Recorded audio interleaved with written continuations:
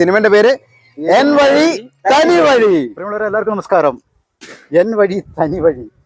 ഞാനിവിടെ Thamarassery wheel chair right അസോസിയേഷന്റെ കുടുംബ സംഗമം മെഡിക്കൽ ക്യാമ്പ് അതിന് വന്ന സമയത്ത് ഗംഭീര പ്രോഗ്രാം ഗാനമേള മിമിക്രിയൊക്കെ അവതരിപ്പിച്ച് എൻ വഴി തനി വഴി. ഇത് സംഭവം എല്ലാവർക്കും അറിയാം. ഈ 10-ാം തീയതി ഇറങ്ങാൻ പോകുന്ന സിനിമയാണ്. കേരളത്തിന്റെ വിവിധ തിയേറ്ററുകളിലായിട്ട് ഇറങ്ങുന്നത്. കോടിക്കണക്കിന് രൂപ മുടക്കിയിട്ട് നിർമ്മാതാക്കൾക്ക് വലിയ തിയേറ്ററുകൾ പിടിക്കാൻ പ്രയാസപ്പെടുന്ന ഈ ഒരു കാലഘട്ടത്തിൽ വെറും 1.5 ലക്ഷം രൂപ കൊണ്ട് ഇവർ കുറച്ച് പേര് വലിയൊരു സിനിമ ഇറക്കുകയാണ് ഈ 10-ാം തീയതി. അതേക്കുറിച്ച് നമുക്ക് ചോദിക്കാം. ജസ്റ്റ് ഇതേപോലെ വീൽ ചെയർ അസോസിയേഷൻ സംഘടിപ്പിക്കുന്ന പരിപാടികളൊക്കെ കണ്ടിട്ടുണ്ട്. ഇവരെ നേരത്തെ പരിചയമുണ്ട്.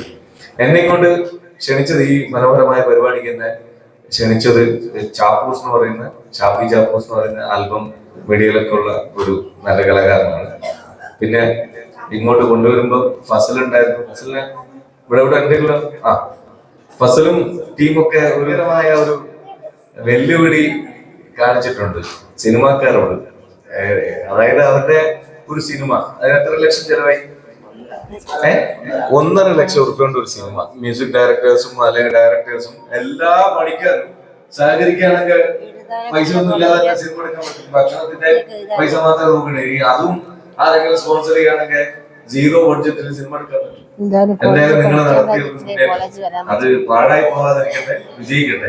ഞാൻ നേരത്തെ പറഞ്ഞ ഈ സിനിമന്റെ ഇത്ര കോടിക്കണക്കിന് മുടക്കിയ നിർമ്മാതാക്കൾക്ക് കഴിയാത്ത കാര്യങ്ങൾ ഇത്രയും വലിയ തിയേറ്ററുകളിൽ അത് എങ്ങനെയാണ് സാധിച്ചത്? അതിന്റെ പിന്നിൽ ആരാണ്, ആരൊക്കെയാണ്, അതിന്റെ മുടക്ക് മുതലേ ഒന്ന് പെട്ടെന്ന് ജസ്റ്റ് ഒന്ന് പറയാം. ഇതിന്റെ ഐഡിയ ആയിട്ട് വരുന്നത് ജെറിൻ പി ജോസഫ് എന്ന് പറഞ്ഞ ഞങ്ങളെ ഈ ഡയറക്ടർ. പുള്ളിക്കാരൻ കണ്ണൂർക്കാരനാണ്. അപ്പോൾ പുള്ളിക്കാരന് ഇവിടെ ജോഗറിന്റെ കമ്പനിയിൽ വർക്ക് ചെയ്യാണ്, കിനാലൂർ. അങ്ങനെയാണ് ഫസലിന് തേടി ഒരു ദിവസം പൂനൂർ വരുന്നത്. അങ്ങനെ ഫസൽ എന്നെ വിളിച്ചു, ഞങ്ങൾ എല്ലാവരെയും കൂട്ടി. അതുവരെ ഞങ്ങൾ വീഡിയോ കൊലായി എന്ന് പറഞ്ഞൊരു സംഭവം ഓടിക്കൊണ്ടിരിക്കുകയാണ് എൻ്റെ ഡയറക്ഷനിൽ, എൻ്റെ ഹസീബ് പൂനൂർ എന്ന ചാനലിൽ. അപ്പോൾ ഞങ്ങളുടെ ഇടയിലേക്ക് വന്നപ്പം പുള്ളിക്ക് ഭയങ്കര ഒരു പ്രത്യേക എനർജി. അപ്പോൾ ഞങ്ങളോട് ഇങ്ങനെ ഒരു ഐഡിയ മുന്നോട്ട് വെച്ച്, നമുക്കിപ്പോൾ എവിടെ പോയി കഴിഞ്ഞാലും പിന്നെ അവസരങ്ങൾ കിട്ടാത്തൊരവസ്ഥയാണ് ഇപ്പോൾ. കാരണം നമ്മളിപ്പോൾ വെച്ച് ആരും സിനിമ എടുക്കാൻ പോകുന്നില്ല. ഈ നിങ്ങളിപ്പോൾ പറഞ്ഞ കോടിക്കണക്കിനുള്ള ആൾക്കാർ, പണച്ചാക്കുകൾ നമ്മളെ വിളിച്ചെന്തായാലും ഒരു റോള് തരൂല. ഞാനാണെങ്കിൽ ഇപ്പോൾ എനിക്കൊന്ന് ഒരു 10 വർഷത്തോളമായി എറണാകുളത്തേക്ക് തിരക്കഥൻ്റെ കിട്ടെടുത്ത് പോകും. അവിടുന്ന് ഫുള്ള് പുച്ഛങ്ങൾ, അത് ശരിയാവില്ല, ഇത് ശരിയാവില്ല, പിന്നെ സൂപ്പർ സ്റ്റാറിൻ്റെ ഡേറ്റ് ഉണ്ടോ, അതുണ്ടോ, ഇതുണ്ടോ, പിന്നെ നിങ്ങൾക്ക് പ്രൊഡ്യൂസർ ഉണ്ടോ, ഞങ്ങളിതിന് എങ്ങോട്ട് വന്നത്, നിങ്ങൾക്ക് ലൈൻ പ്രൊഡ്യൂസർ ഉണ്ടോ, അങ്ങനെയാണെങ്കിൽ ഞാൻ ഇത്ര മുടക്കാം, ഇത്ര ശതമാനം നിങ്ങൾ മുടക്കിയാൽ ഞങ്ങൾ അത്ര ശതമാനം മുടക്കാം എന്ന് പറഞ്ഞിട്ട് ഫുള്ള് കോടികളെ കണക്കും പുച്ഛങ്ങളും ആണ് ഞങ്ങൾക്ക് എറിയുന്നുണ്ട്. ഞങ്ങളൊരു ത്രെഡ് കേൾക്കാനോ എന്താ സംഭവം എന്ന് കേൾക്കാനോ ഒരു സാവകാശമോ ഒരു ഇതൊന്നും ക്ഷമ അവർ കാണിക്കില്ല.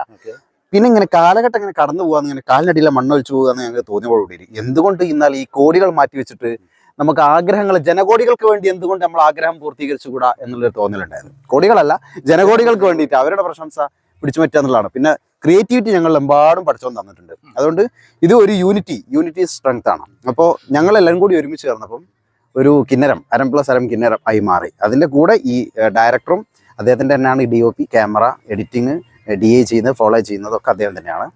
പിന്നെ ഞങ്ങളുടെ ഈ ഒക്കെ പ്രയത്നമാണ് ഇതിൻ്റെ ഏറ്റവും വലിയ ഇൻവെസ്റ്റ്മെൻറ്റ് എന്ന് പറയുന്നത്. ഞങ്ങളാരും ഇതിലേക്ക് കാശ് കൊടുത്തിട്ടല്ല, ഞങ്ങളൊരു പ്രതിഫലം ഇച്ഛിച്ചിട്ടില്ല. അപ്പോൾ ഞങ്ങളേതായിട്ടുള്ള കഴിവുകൾ കുറേശ്ശെ കോൺട്രിബ്യൂട്ട് ചെയ്യും. എന്നെക്കൊണ്ട് കഴിയാവുന്നത് പാട്ട് പാടിക്കൊടുക്കുക, അത് എഴുതി കൊടുക്കുക, അത് മ്യൂസിക് ചെയ്യുക, അത് 3 ഞാൻ ചെയ്തിട്ടുണ്ട്. അസോസിയേറ്റ് ഡയറക്ടറും കൂടിയാണ്. ഇദ്ദേഹമാണ് അതിന്റെ നായകൻ. ഇതിലൊക്കെ ഓരോരുത്തർ വന്ന് ചേർന്നുകൊണ്ടിരിക്കുകയാണ്.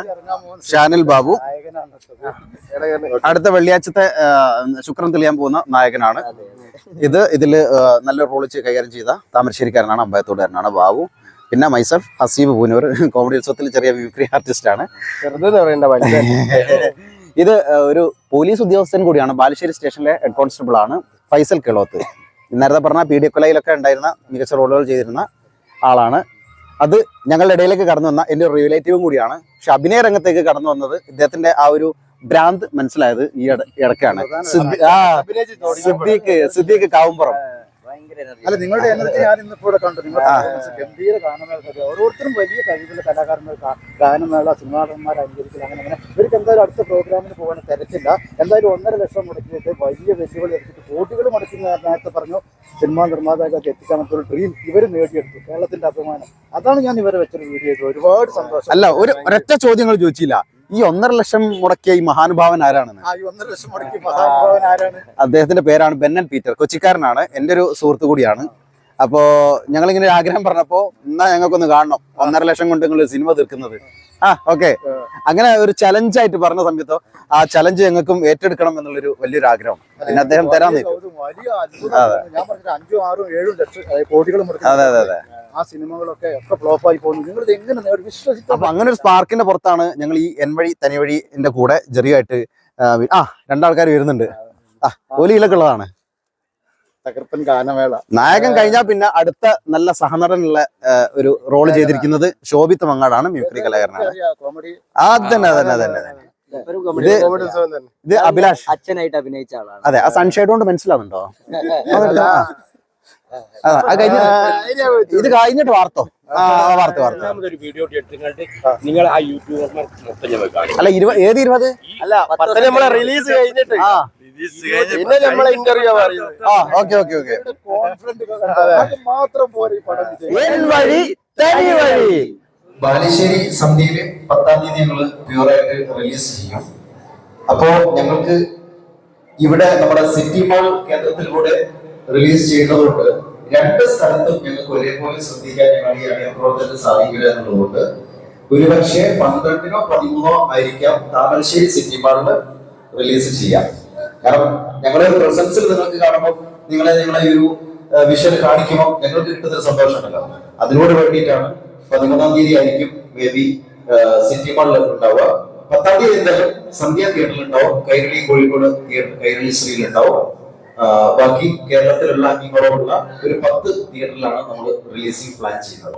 കലാകാരന്മാരെ മുന്നേറാൻ ആഗ്രഹിക്കുമ്പോഴും ജീവിതം അവരെ പല നിലയ്ക്ക് ബുദ്ധിമുട്ടിക്കുമ്പോൾ വെറുതെ ഇരിക്കാതെ പലപ്പോഴും കലാരംഗത്ത് ഒരു ചുവടുവെപ്പ് കിട്ടിക്കഴിഞ്ഞാൽ പിന്നീട് വേറൊരു പണിയെടുക്കാത്ത കുറെ ആളുകൾ കലാരംഗത്തുണ്ട്. പല സാഹചര്യങ്ങൾ കൊണ്ടാകാൻ ചിലർക്ക് മടിയാണ്. പക്ഷെ കൊറോണ ആ മടിയൊക്കെ മാറ്റി കൊടുത്തിട്ടുണ്ട് പലരുടെയും. അപ്പൊ ഫസലൊക്കെ എപ്പോഴും ചെയ്യുന്നതെന്ന് പറഞ്ഞാല് ജീവിതം കല കൊണ്ട് മാത്രം ഉപജീവനം നടത്താൻ പറ്റൂല എന്ന് മനസ്സിലാക്കിയപ്പോ ഒരു കൊച്ചു പീടിയൊക്കെ തുറന്ന് ചങ്ങായിമാരൊക്കെ കൂട്ടി അത് ഡെവലപ്പ് ചെയ്ത് ഉഷാറായിട്ട് പോയിക്കൊണ്ടിരിക്കുന്നില്ലേ, വലിയ മുതലാളിയായി. ഓക്കെ, അപ്പൊ ജീവിതത്തില് മുന്നേറുക എന്നുള്ള സാധനം തന്നെയാണ്. അതായത് നമ്മൾ ഇന്ന് ജീവിച്ചിരിക്കുന്നുണ്ട്, നാളെ കൂടെ ജീവിച്ചു കൊടുക്കണമല്ലോ. അതിനു വേണ്ടിയിട്ടുള്ള പ്രയത്നമാണ് സത്യത്തില് എന്താണ് ജീവിതം എന്ന് ചോദിച്ചാൽ അതിന്റെ മറുപടി അതേ ഉള്ളൂ.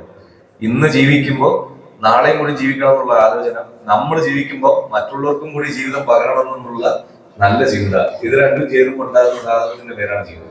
ഏതായാലും ഇന്നത്തെ ദിവസം ഞാൻ സംസാരിച്ചിട്ടോ പാടിയിട്ടൊന്നും നേരം പോകേണ്ട ദിവസമല്ല. ഇന്ന് നിങ്ങൾക്ക് ഒരുപാട് പരിപാടികൾ കൂടെ വേറെ നടക്കാനുണ്ട്. ഞാൻ എന്തായാലും ഇത് ഔപചാരികമായി ഉദ്ഘാടനം ചെയ്യുന്നത്, എനിക്ക് പാട്ട് പാടുന്നതിലൊക്കെ പരിമിതിയുണ്ട്. എന്നെക്കാൾ മികച്ച സിംഗേഴ്സ് എന്റെ കൂടെ സ്റ്റേജിൽ പാടുന്നതുകൊണ്ടായിരിക്കും നമ്മളെ പരിപാടിയൊക്കെ വിജയിക്കുന്നതും വീണ്ടും വീണ്ടും പരിപാടി കിട്ടുന്നതും കൂടെ പാടുന്ന പാട്ടുകാരുടെ ഗുണം കൊണ്ടാണെന്നാണ് ഞാൻ വിശ്വസിക്കുന്നത്. എന്റെ പാട്ടിന് കുറെ പരിമിതികളുണ്ട്. ക്ലാസിക്കൽ മ്യൂസിക് ഒന്നും അഭ്യസിക്കാത്ത ഒരാളാണ്. മിമിക്രിയിലൂടെ കടന്നു വന്ന് പിന്നെ പാടാനുള്ള ബുദ്ധി കൊണ്ട് മുഹമ്മദ് റഫി സാറിന്റെ പാട്ടുകളുടെ ഒരു ശ്രമം, അതിലൂടെയാണ് ഞാൻ ഈ ആൽബം മീഡിയയിലൊക്കെ എത്തുന്നത്. പിന്നെ ഏതായാലും ഇങ്ങനെ കുറെ കാലമായിട്ട് പാട്ടിന് പിന്നാലെ തന്നെയാണ്. അപ്പോ പറഞ്ഞുകൊണ്ട് വന്നത്, ഞാൻ നിങ്ങൾക്ക് എന്നാലാവുന്ന വിധത്തിലുള്ള പാട്ടുകളൊക്കെ പാടിത്തരാൻ ശ്രമിക്കുക. കുറെ പാട്ടല്ല, കുറെ പാട്ട് ഞാൻ പാടി, ബാക്കിയുള്ളവരൊക്കെ എന്ത് ചെയ്യും, ബാക്കി എന്തെല്ലാം പരിപാടികൾ നടക്കാനുണ്ട്. എൻ വഴി തനി വഴി.